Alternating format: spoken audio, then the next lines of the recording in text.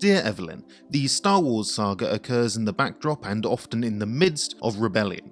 Be that the rebellion against the Senate and the Jedi by the Sith in the prequels, or the rebellion against the Empire in the original trilogy. But whilst questions of right and wrong, light and dark are discussed throughout the franchise, the question, when is it right to rebel, is barely mentioned. We're meant to think that the first rebellion, the coup of the Sith against the representatives of the Senate, was wrong in some way, whereas we are clearly meant to believe that the rebellion of the remnants of the Republic forces against the Empire was right. I want to probe here the theoretical grounds for rebellion and see whether our intuitions match reasoned argument. Thomas Hobbes, in his book Leviathan, argues that it is never in our interests to rebel against the government, as long as the regime is capable of governing. Hobbes imagines a theoretical starting point called the state of nature, where there is no governance at all. With no authority to watch over us, nothing would be wrong and everything would be permitted. The state of nature, he says, would be a state of continual fear and a war of all against all,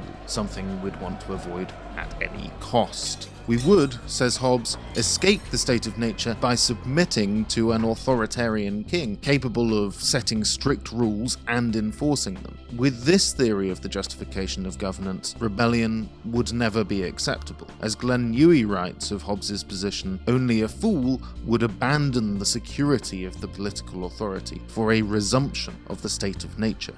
So, in this case, both rebellions would be off the cards, even the one against a genocidal dictatorship. But as John Locke notes, putting ourselves under an autocratic system, such as the Empire, doesn't take us out of the state of nature, but just puts us under the control of someone still in it.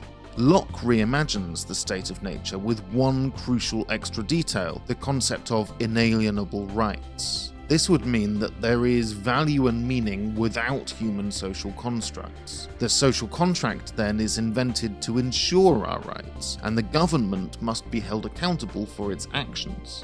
If the government starts taking away those rights by force, for instance by blowing up Alderaan, then rebellion becomes an acceptable response. But rebellion, says Locke, is only acceptable if all lawful redress has already been taken, and the rebellion aims to benefit the masses and isn't for personal gain. So, according to Locke, the first rebellion doesn't meet the standard because it was done for personal gain against a peaceful representative government, whereas the second rebellion is justified because it is an attempt to reclaim rights violently taken.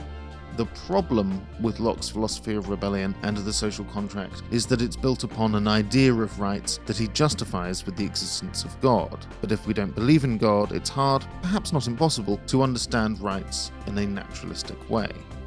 Rights become again something of a fiction invented by civil society. Hobbes raises his head once again. Rebellion is a tricky topic and hard to underpin systematically with philosophical theory.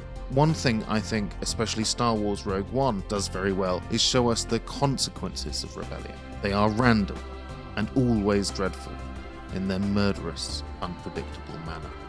Sweet dreams, and may the Force be with you.